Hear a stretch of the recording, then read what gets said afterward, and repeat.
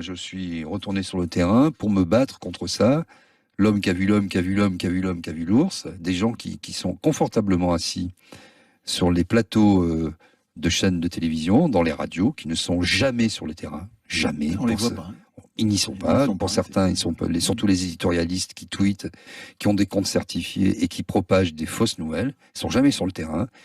Et ils parlent de choses qu'ils ne connaissent pas, qu'ils n'ont pas vues eux-mêmes, que quelqu'un a entendu, a vu vaguement. Donc il y en a un qui tweet, l'autre le retweet entre 2 verres de rosé à la campagne.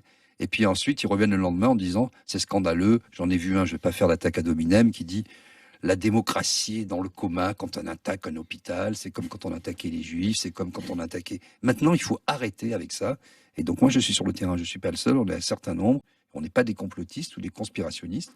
Et je rappelle que c'est pour ça que je ne vais plus sur les plateaux de télévision faire des débats avec ces gens-là, parce qu'à un moment, quand vous dites non, ça s'est pas passé comme ça, sur les Black Blocs, ça s'est pas passé comme ça, il y avait tant de monde, on vous dit que vous êtes conspirationniste et qu'on défend des thèses complotistes. Et en fait, ces thèses, il y a une espèce d'inversion malicieuse et maléfique, j'allais dire, presque.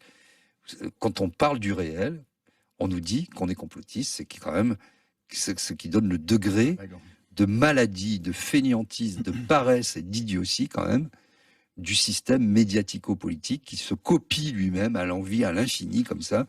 Il y en a un qui dit une bêtise au départ, puis à la fin, la bêtise, parce que chacun veut mettre sa petite touche. Hein. Il fait, il faut que moi je sois retweeté, alors chacun fait son petit hashtag, et à la fin, vous avez du grand n'importe quoi. Donc voilà, pour ce qui est de la fabrique, comme je le dis souvent, qui fabrique les fake news, à part les États, et qui les propage, à part les journalistes, qui sont à la solde de tous les pouvoirs, qui leur lèchent les bottes, parce que souvent, un peu d'autocensure, un peu parce que ces médias dépendent de la commande publique, et qu'il n'y a plus vraiment de contre-pouvoir.